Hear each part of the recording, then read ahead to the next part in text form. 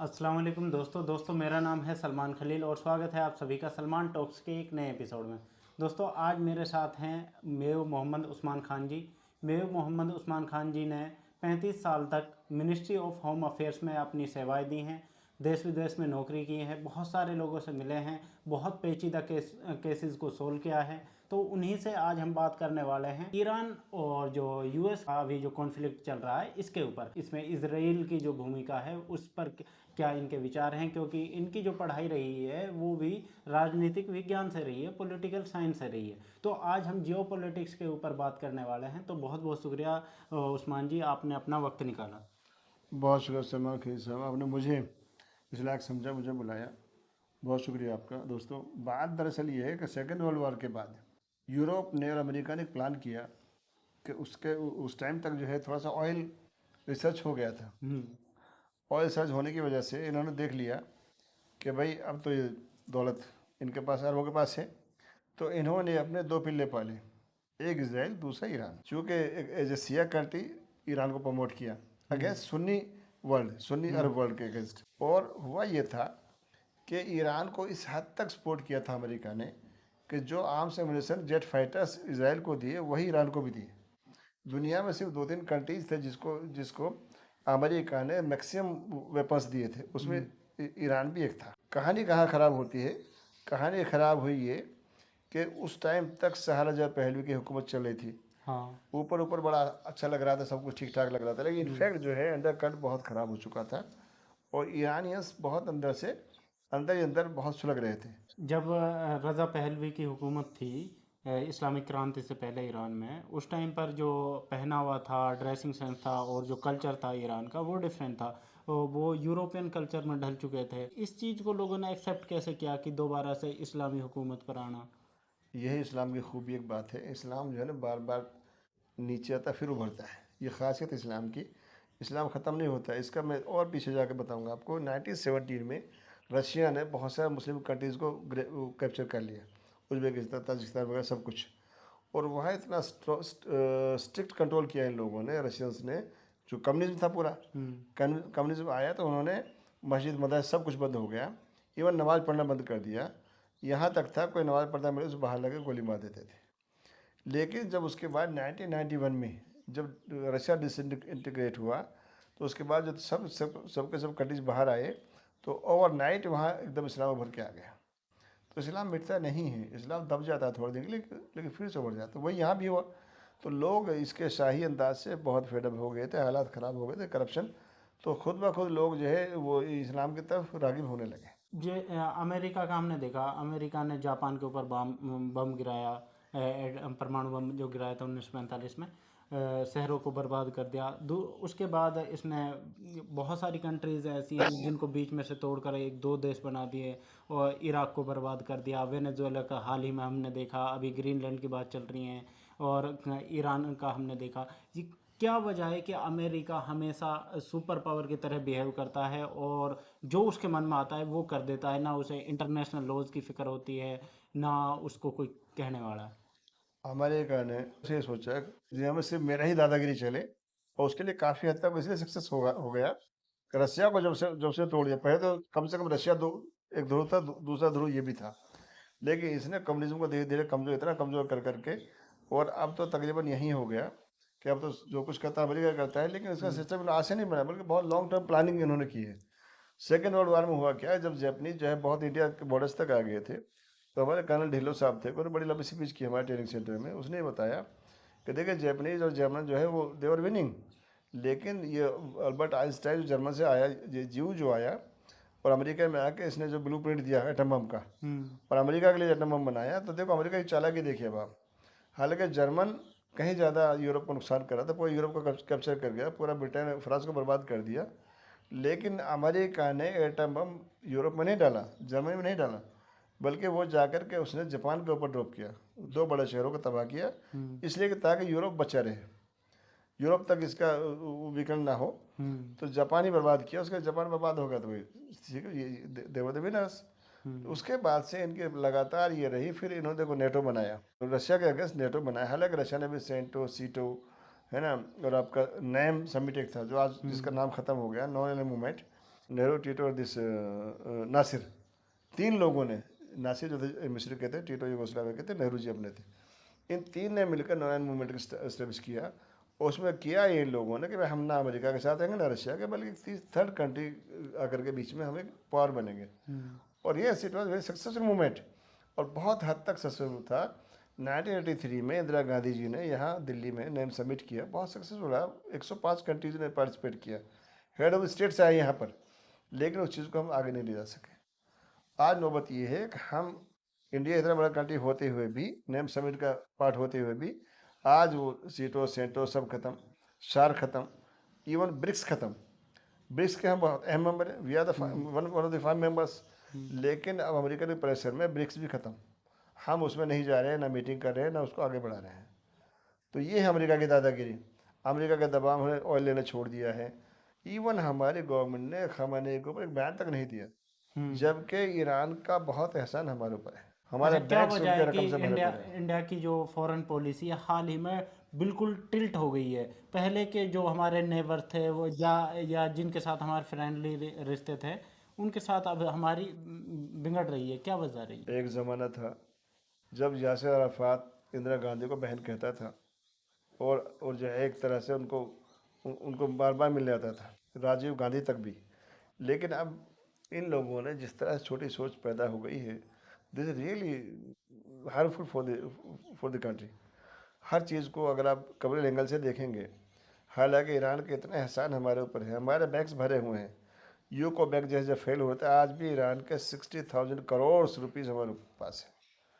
और उस वक्त ईरान ने हमारी मदद की है जब कोई मदद नहीं कर रहा था। ऑयल दिया, सस्ता ऑयल भी हमें दिया, बहुत सारे काम हमारे लिए किए। देखो हमारी फॉरेन पॉलिसी एक स्टैंडर्ड फॉरेन पॉलिसी नहीं रह पा रही है। और हालात को देख कर या दबाव में आकर के ठीक बात नहीं है। नेशनल इंटरेस्ट में यही है कि हम एक स्टैंड लें और स्ट्रॉन्ग स्टैंड लें, because we are very big country, we are big economy. तो इस तरह से थोड़ा सा हमें स्टैंड लेना चाहिए। लेकिन हर चीज़ को अगर उसी तरह से देख, डोमेस्टिक पॉलिटिक्स को लेकर के हमारी सरकार उसी तरह से इंटरनेशनल पॉलिटिक्स को देख हाँ, रही है। International politics yes. में एक बात बताइए, जैसे हाल ही में ईरान के ऊपर ये अटैक हुआ है और उसमें सुप्रीम लीडर को मार दिया, जो कि इंटरनेशनल जो लॉज हैं वो भी इस चीज़ को मना करते हैं कि आप किसी के हेड ऑफ द स्टेट को नहीं टारगेट कर सकते। तो इसके ऊपर क्या वजह रही और क्यों ऐसा लगता है कि आपको, क्योंकि यूएस को कोई रोकने वाला नहीं है, जो इंटरनेशनल लॉज हैं वो भी? देखो बस, यूएस ने तो एक पाला हुआ पिल्ला है जिसके लिए कोई कायदे कानून मायने नहीं रखते। जो खुद डाक नहीं कर सकता उससे करवा लेता है। आप देखिए, ये काम वो खुद नहीं किया लेकिन करवा लिया उसने इसराइल से। और इसराइल के लिए कोई लॉज नहीं है, because Israel is enjoying full support America, उसके बेस पे करता है। और इतना बड़ा टारगेट उसने किया, पूरी लीडरशिप को साफ कर दिया, कोई कुछ कहने वाला नहीं है। जब हमारे जैसे बड़ा कंट्री कुछ नहीं करा है तो कौन क्या करे। रशिया चाइना ने भी सिर्फ जो है वो एक जमानी जमा खर्च किया है, बाकी कुछ से ज़्यादा कुछ भी नहीं किया। अभी दुनिया सबके सब साथ एकदम सहमी हुई, डरी हुई है। इवन चलो इंडिया को क्या, आप पाकिस्तान जो एटॉमिक पावर से वो भी कुछ नहीं बोल रही है, कोई कुछ नहीं बोल रहा जो है ना। ये वार चल रहा है, क्या आपको लगता है ये एक रिसोर्सेज के लिए लड़ाई है या इस्लाम के लिए लड़ाई है? देखो एक बात बताऊँ मैं आपको सलमान साहब, Iran is such a country कि ये कभी किसी को गुलाम नहीं रहा।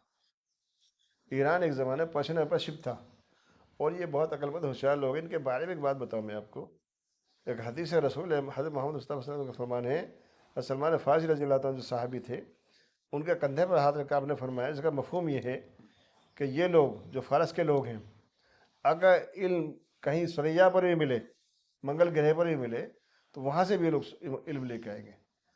और आज आप देखिए कि 1988 के बाद, 1979 के बाद, सॉरी, जब से इस्लामिक रिवोल्यूशन हुआ उसके बाद से लगातार बाइकाट हो रहा है ईरान का। उसके बावजूद भी ये लोग इतना डेवलप कर गए, अपने आप को इतना सर्वाइव कर गए, ये भी कमाल की बात है। जबकि आज की तारीख में कोई, हम तो 2 महीने नहीं कर सके, हम्म। हम तो 2 महीने प्रेशर नहीं झेल सके। हम्म। अब देखिए उसकी हिम्मत देखिए कि देखो मैं आपको फिर वहीं ला रहा हूँ थोड़ा सा। 7,000 पहले के लिए हथियार दिया अमेरिका ने बेशुमार, हम्म। और अचानक जो है रिवोल्यूशन हो गया। हम्म। इसमें सीआईए का पूरा फेलियर हुआ।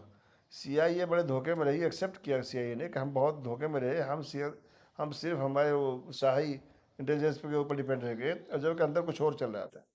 तो चल ही रहा था, ओवरनाइट जो है वो सहारा वो आ गए अपने खुमैनी, उन्होंने टेक ओवर कर लिया। 10 लाख लोग तेहरान एयरपोर्ट पर आ गए, गोली नहीं चल सकी। रात रात वो सहारा जब पहले पेरिस भाग गए, अलग बात हो गई। तो हुआ ये कि अब अमेरिका इसराइल को चिंता ये हो गई कि इनके पास है ना इतना आर्मामेंट से हथियार हैं, अगर ये खत्म, और उसने खुमैनी आते ही कहते हैं कि इसराइल का काम तमाम करेंगे हम। ये बताइए, जैसे ये वार चल रहा है, इसमें किसकी जीत होती हुई दिख रही इसकी है? बैकग्राउंड देखें ना आप, सद्दाम के साथ, फिर सद्दाम को इन्होंने उभारा, 8 साल जंग चली 88 तक, और उसके में भी ईरान ख़त्म नहीं हुआ। शतल अरब को लेकर जंग चली, उसके बाद फिर सऊदी पलटा, इधर पलटा खा गया। इराक और ईरान तो दोनों दुश्मन थे ना। दोनों में जंग चली, ये जंग भी अमेरिका के इशारे पर चली और सऊदिया के फंडिंग से चली, सारी दुनिया जानती है। खैर फिर सद्दाम के साथ जो कराया इन लोगों ने, इन्होंने कराया। सारा का सारा खेल सिर्फ इसराइल को बचाने के लिए होता है और इसराइल को प्रोटेक्शन देने के लिए है। अभी अमेरिका का मिशन सिर्फ ये है कि किसी तरीके से ये एटॉमिक पावर न रहे। अमेरिका ईरान को भी ख़त्म नहीं करेगा। रीज़न कि अगर ईरान ख़त्म हो गया तो फिर जो जितने अरब कंट्रीज़ है, सुन्नी वर्ल्ड जो है, अरब कंट्रीज जो हैं, फिर इनके ऊपर से प्रेशर ख़त्म हो जाएगा। जो अभी स्टेशन बने हुए हैं, अमेरिका यूएस हम्म। स्टेशन बने हुए हैं, उनका खर्चा कौन देगा? फिर क्या जरूरत बाकी रह जाएगी? हम्म। इसी डर, यही डर दिखा के इनको यहाँ पाला हुआ है, अपनी फौज को पाला हुआ है, इनसे खर्चा ले रहा है हम्म। और इनसे टैक्स भी ले रहा है। सीधी बात, हथियार बिक रहे हैं उसके। हम्म। ये सारा डर वही है कि ईरान का डर दिखा। ईरान को ख़त्म नहीं करेगा, ईरान का सिर्फ जो है एटॉमिक पावर ख़त्म करेगा, बस, उससे ज़्यादा कुछ नहीं करेगा। ईरान पर लगातार टारगेट होते रहे हैं, उस पर बार बार हमले भी होते रहे हैं, बट फिर भी ईरान की जो मिलिट्री पावर है वो बढ़ी ही है। और साइंस और टेक्नोलॉजी में भी ईरान बहुत आगे है, बाकी ममालिक से, जो इस्लामिक ममालिक हैं उनसे बहुत आगे है। देखो सलमान साहब, जो कोई कौम बर्बाद होती है ना, और बर्बादी से उठती है, वो कौम बहुत तेज़ी से आगे जाती है। जापान तबाह हुआ सेकेंड वर्ल्ड वार में, हम्म। आज जापान को देख कहाँ पहुँच गया। सही बात। ठीक। जर्मन तबाह हुआ, जर्मन कहाँ पहुँच गया। ठीक। और जो भी तबाह हुआ है वो बहुत तेज़ी से आगे जाता है। अब ईरान की पोजीशन भी वही है। ईरान तबाह हुआ था 10 साल तक जंग में। ईरान ने अपने पैरों पर खड़े होना सीखा, हम्म। आप अपने पैरों पर चलना सीखा, अपने पैरों से उड़ना सीखा है। आज जो है वो ईरान अपने पैरों से उड़ रहा है, चल रहा है, और वो बहुत ही उसको जंग लड़ना आता है। 10 साल तक वो जंग लड़ता रहा, तो इतनी आसानी से जंग छोड़ेगा नहीं। ईरान को आप हरा नहीं सकते। कितनी लंबी जा सकती है ये जंग ये जो चल जंग रही है? 10 साल भी चल सकती है। अगर 10 साल ये जंग चल जाती है तो दुनिया पर क्या इफेक्ट पड़ेंगे इस इफेक्ट ये चीज़ के? होगा कि सारे अरब सरेंडर कर जाएंगे, सारे अरब कंट्री ईरान के सामने सरेंडर कर देंगे। अमेरिका चाहे निकल जाएगा, वो अलग बात है, अमेरिका तो निकल के अपने घर चला जाएगा। अरब सारे के सारे सरेंडर कर देंगे। आज भी पोजीशन ये है, अमेरिका ने सारे कवर हटा करके इसराइल के ऊपर लगा दिए हैं और अरब पिट रहे हैं। एक भी मिसाइल अरब के ऊपर से नहीं रुक सकी। जितने उसके आयरन डोम जो भी कुछ थे, वो सारे के सारे उठा के इसराइल ले गया, अरब को छोड़ दिया नंगा। तो ये जानते हैं, अरब भी जानते हैं, America is not wait for, America is wait for their forces only. तो इसलिए जो है अरब को खुद को समझना पड़ेगा, अरब की मजबूरी है। हाँ, लेकिन अब टर्की का रोल बता रहा हूँ मैं आपको, यहाँ थोड़ा सा आगे आप टर्की का देखिए। हम्म। टर्की बहुत तेज़ी से उभर रहा है, और Turkey is a very, you can say very clever, very diplomatically very much advance country, और काफ़ी हद तक टर्की सपोर्ट दे रहा है ईरान को आज की डेट में। जो स्पोर्ट है, अब ये तो ना बोल ही रहे हैं लोग क्या बैक स्पोर्ट मिल रहा है, बैक स्पोर्ट, ओपनली स्पोर्ट तो कभी क्या नहीं, टर्की इवन कभी कंडम भी नहीं किया उस चीज़ टर्की को। कभी ओपनली कुछ नहीं करता है। टर्की जब भोंकता नहीं काटता है। सीरिया का जो ऑपरेशन था, जो ये भागा था सीरिया वाला असद, कितना सक्सेसफुल ऑपरेशन है टर्की का, पूरा टर्की का ऑपरेशन था, पूरा का पूरा। इवन ट्रंप कहता है टर्की अपना क्रेडिट नहीं लेता है, और नेचुरली रियली टर्की का ऑपरेशन सारा का सारा। सीरिया में ओवरनाइट जो उन लोगों को ला दिया, उनको भगा दिया असद को, टर्की कुछ बोलता नहीं, भोंकता नहीं, वो काटता है। क्या चाइना और रूस से भी मदद मिल सकती है ईरान चाइना को? चाइना रूस बनिए हैं। देखो रूस तो, रशिया तो खुद ही फंसा पड़ा है। चाइना जो है ना, बनिया सीधे सीधे सौदेबाजी करता है। उससे कोई भी खरीद लो सामान, जो पैसा देगा वो सामान खरीद ले, सीधी बात है। वो तो पैसे के लिए कुछ भी करेगा। एक बात, दूसरी बात यह है, चाइना का अपने बिजनेस रिलेशन है सबके साथ, बिगाड़े किसी के साथ भी नहीं। चाइना का कोई बहुत रिलायबल कंट्री नहीं है कि बहुत ही भरोसेमंद हो। हाँ, टर्की जो है धीरे धीरे करके फाइनल जो बैटल होगा टर्की और इसराइल के बीच में होगा। अच्छा, तो चाइना की तरफ से अभी कोई बैक सपोर्ट नहीं मिल रही है आपके हिसाब से? मिल रही है इंटरनली, लेकिन उतना नहीं जितना हम सोचते हैं। भारत पाकिस्तान का जो वॉर हुआ था, उसमें भी चाइना ने पाकिस्तान की मदद की थी और हमारे फाइटर जेट्स की लोकेशन शेयर वगैरह की थी। China is our enemy country. हमारे अगर जरूर है, चाइना हमारे अगर जरूर है, ये सही बात है कि चाइना हमारा दुश्मन है और हमारे नुकसान पहुंचाने में कसर नहीं छोड़ता है वो। चाइना से हमें अलर्ट रहना है, वो हमारे लिए दुश्मनी करता है। उसका रीज़न है कि वो भी हमारे लिए जो उसकी सोच ये है कि भाई इंडिया को मैं दबा के रखूँ ताकि मेरे कंट्रोल में रहे। और उसने हरकत की थी, ये हरकतें की हैं उसने, और वो करता रहेगा। ग्रेटर इसराइल जो बनेगा, एक बार तो पूरे इस खित्ते पर इनकी जेव्स की हुकूमत आएगी, ये सेटल करेंगे इन जगहों पर। ईरान का भी कुछ हिस्सा इसराइल के अंडर आएगा, कब्जे में आएगा। इसके बारे में थोड़ा बहुत मालूम भाई है? वो तो उलमा दिन बताते हैं, कहते हैं कि भाई ऐसा होने वाला है, ऐसा होगा, लेकिन उसके बाद जो स्टोरी, जो हदीसों में सारी बातें आ रही हैं कि इमाम मेहदी आएंगे, फिर उसके बाद ईसा अलैहिस्सलाम भी आएंगे। तो हालात तो सब कुछ अब होने ही है और सारी निशानियाँ मौजूद हैं। आज भी इस्फहान, जहाँ से सबसे ज़्यादा जीव उठेंगे उसके साथ, दज्जाल के साथ, इस्फहान शहर ईरान का बड़ा शहर है, आज वहाँ 10,000 यहूदी मौजूद हैं।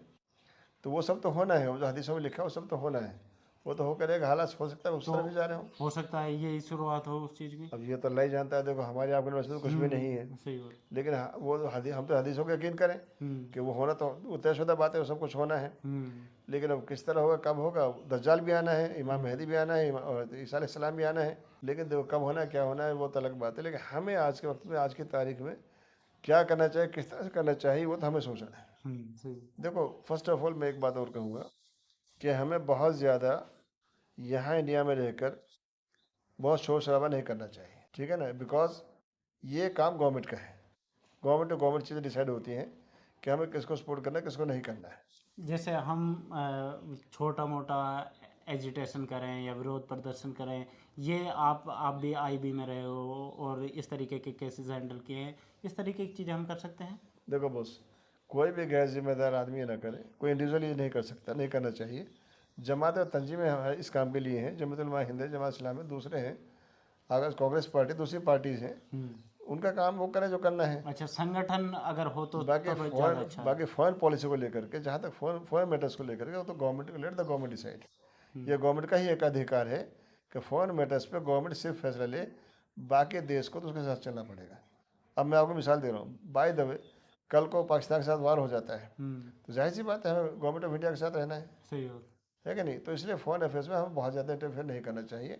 ये एजिटेशन, प्रोटेस्ट वगैरह से कुछ नहीं होना है, नहीं करना चाहिए। वैसे इस्लामिक ममालिक के बारे में ऐसा बोला जाता है कि इस्लामिक जो देश होते हैं वो एजुकेशन से दूर भागते हैं और वो टेक्नोलॉजी पर फोकस नहीं करते।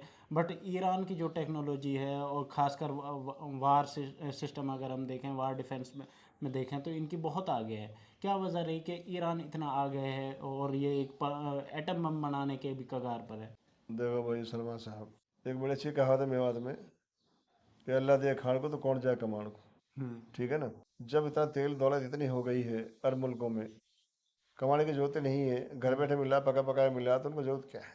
रही बात टेक्नोलॉजी की, अब उनको अमेरिका और ये सब समझा ये दिए हैं कि तुम्हें जरूरत क्या है, हम दे रहे हैं तुमको सब कुछ। भाई कार चाहे कार दे रहे हैं, हवाई जहाज चाहे हवाई जहाज दे रहे हैं, और बम चाहे बम दे रहे हैं, तुम्हें जरूरत क्या है। एक बात, दूसरी बात है धमका के भी रखते हैं।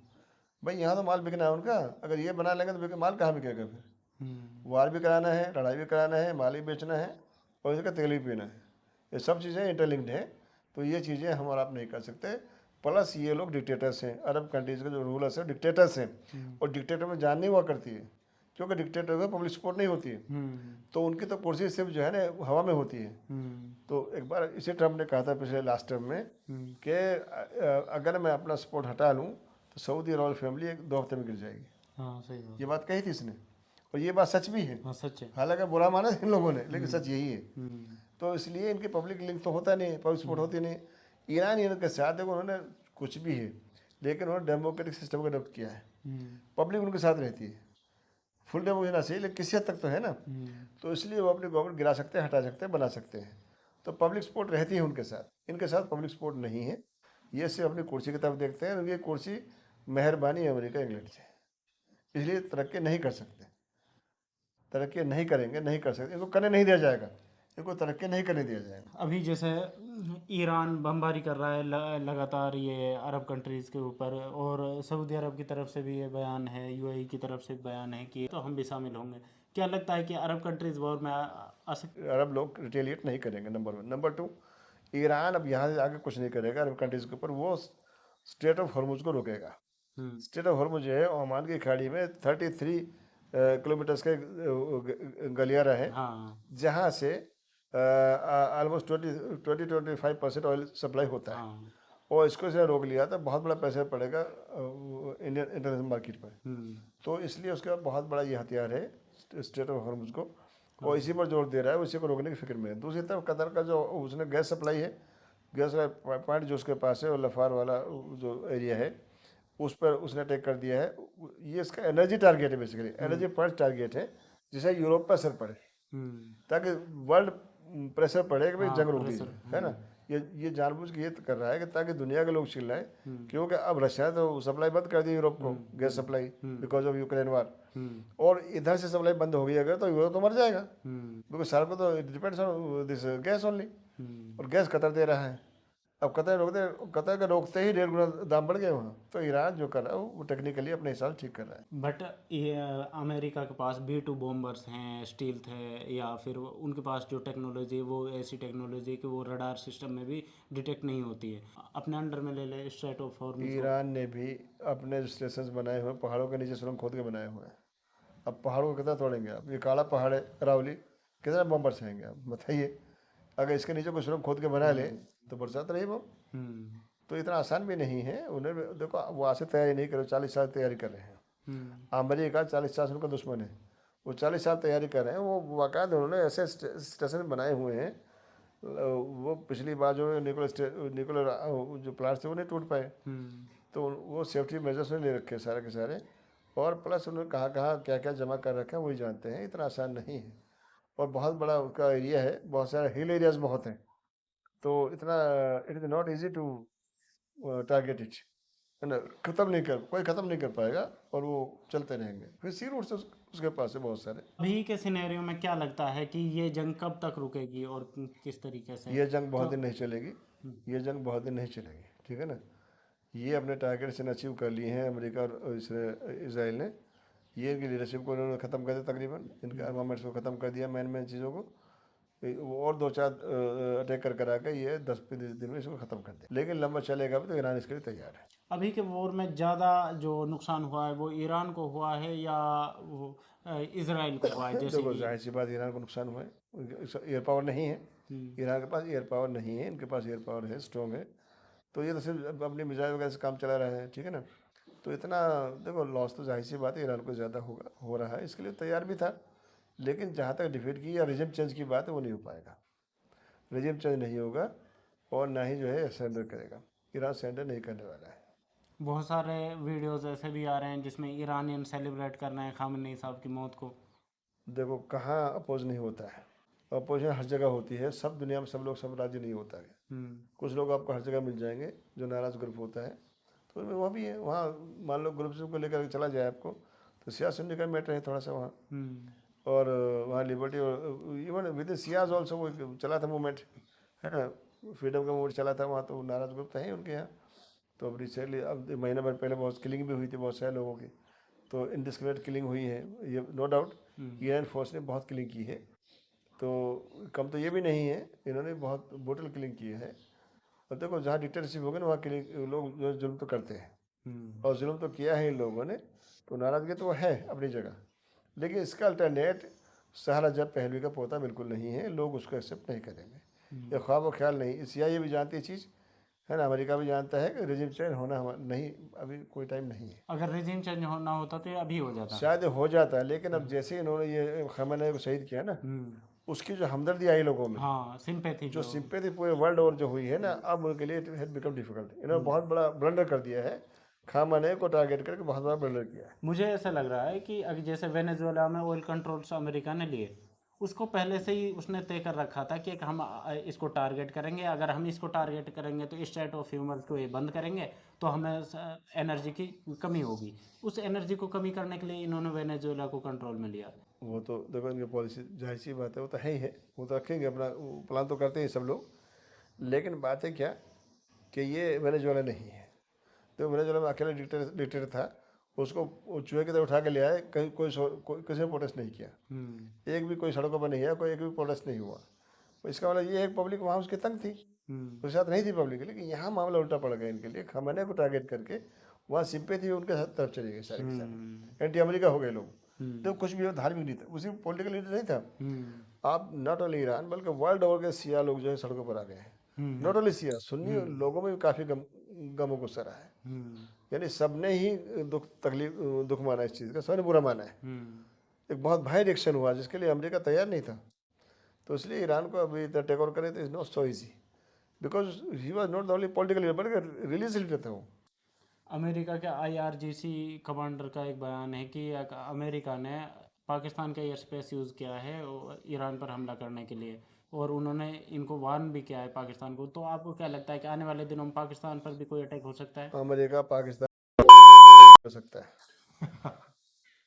जमीन आप उसकी स्टेशन क्या बात कर रहे हो, इसलिए तो तालिबान की माँ बहन कर रहे हैं। तालिबान अफगान जो है इसलिए माँ बहन कर रहे हैं कि वो अमेरिका वहाँ जाकर बैठने की तैयारी में है। अच्छा। जो अफगान जो चढ़े हुए हैं पाकिस्तान को, उसकी रीज़न वही तो है हम्म, कि अपने बाप को बिठाने सिर पे बिठाने तुले हुए हैं ये लोग। हम्म, हर एक का अपना अपना खेल है ना, ये बड़ा हम्म। खेल हो रहा है। पाकिस्तान पर पाकिस्तान अटैक। की बातें छोड़िए, ये तो इनकी बातें छोड़िए, इनका तो जिक्र ही ना करो। ईरान क्या टारगेट कर सकता है पाकिस्तान को, इसके लिए क्या कोई तुम आप? जब तक ईरान जब ओपनली कुछ ना कुछ उसको इससे नुकसान ना पहुंचे तब तो पाकिस्तान ईरान से पंगा नहीं लेगा, नहीं लेगा। नहीं, ईरान ले सकता है क्या? नहीं क्यों लेगा, लेकिन किस लिए, फॉर व्हाट? ये उन्होंने खुद आईआरजीसी के जो कमांडर है उन्होंने बोला है कि पाकिस्तान का एयर स्पेस यूज हुआ है, हम पर अटैक एयर होने में। स्पेस देखो, एयर हाँ, स्पेस यूज होना अलग चीज़ है, हाँ। स्टेशन तो होना अलग चीज़ है ना। एयर स्पेस पर तो कोई गुजर जाए उसके, देखो आज अमेरिका के किसी भी एयरक्राफ्ट के लिए आप मना नहीं कर सकते हैं। कोई भी दुनिया में कौन मना करेगा, बी टू बॉम्बर जा रहा है जापान नहीं, से आके। स्पेन ने तो मना कर दिया है, उसके वो साथ टाइज भी स्पेन, खत्म। भाई यूरोप है, स्पेन है, ये भिख मंगा है, भिखारी बेगर से नो चॉइस एट ऑल। ठीक है, तो ये चीज़ समझा करो ना। हम्म। स्पेन है, ये पाकिस्तान बेचारा कटवा लिया रहता है हर तीसरे दिन उनके सामने जा करके।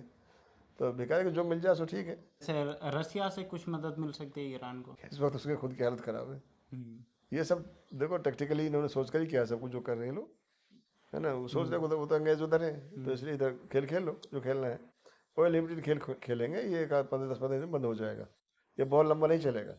क्योंकि अच्छा, लंबा देखो, रेजिम चेंज करना तो अलग बात है, लेकिन रेजिम चेंज के लिए वहाँ पब्लिक सपोर्ट नहीं मिल रही है, बिल्कुल नहीं मिल रही है, सिंपैथी उधर दूसरी तरफ चली गई। अच्छा। वैसे मुझे ऐसा लगता है कि ईरान का जितना इन्होंने सोचा नहीं था इसराइल ने, उससे ज़्यादा लॉस इस बार इसराइल का हुआ है। हुआ है, फर्स्ट टाइम हुआ है, यस करेक्ट, हाँ।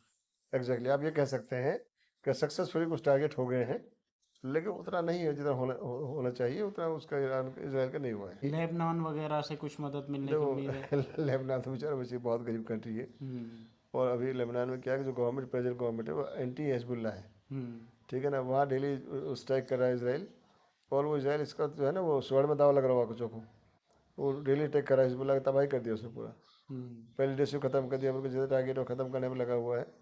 वो इसका मौका का फायदा उठा रहा है पूरा पूरा। वो करेगा, उसका हिजबुल्लाह में दम नहीं है। हमास तो खत्म हो गया पहले ही, होती भी खत्म हो गए हैं।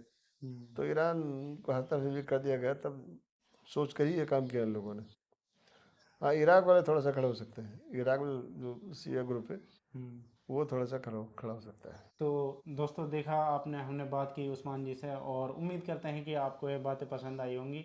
अगर आपको कोई और चीज़ पूछनी है तो आप कमेंट सेक्शन में बता सकते हैं, हम आपका जवाब देने की कोशिश करेंगे। साथ ही साथ आप हमें बता सकते हैं कि नेक्स्ट पॉडकास्ट हम किसके साथ करें। तब तक के लिए अस्सलाम वालेकुम।